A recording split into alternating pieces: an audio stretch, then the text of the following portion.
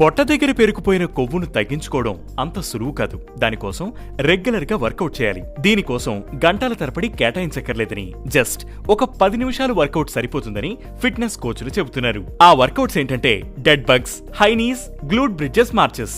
Yes, ఈ 3 రకాల workouts తో బెల్లీ ఫ్యాట్ కరిగించుకోవచ్చని చెబుతున్నారు. ముందు ఈ డెడ్ బగ్స్ ఏంటో చూద్దాం. నేలపైన వెల్లికిలా పడుకుని మీ చేతులను, మోకాళ్లను లిఫ్ట్ చేయాలి. ఇప్పుడు స్లోగా మీ ఎడమ కాలిని కిందికి దించడం, కుడి చేతిని వెనక్కి దించడం చేయాలి. ఇలా కుడికాలు ఎడమ చేతితో కూడా చేయాలి. అదోసారి ఇదోసారి మారుస్తూ చేసే ఈ వర్కౌట్ మీ లోవర్ బెల్లీ మీద బాగా ఎఫెక్ట్ చూపిస్తుంది. ఈ వర్కౌట్ 12 రిపిటేషన్స్ చేయాలి. ఇక రెండో వర్కౌట్ హై నీస్. ఇది ఓ 30 సెకండ్లు చేయాలి. మీ మోకాళ్లను వేస్ట్ కంటే ఎక్కువ హైట్ కి లిఫ్ట్ చేస్తూ చేయడమే ఈ హై నీస్ వర్కౌట్. దీనిని ఫాస్ట్ గా జంప్ చేస్తూ చేయొచ్చు.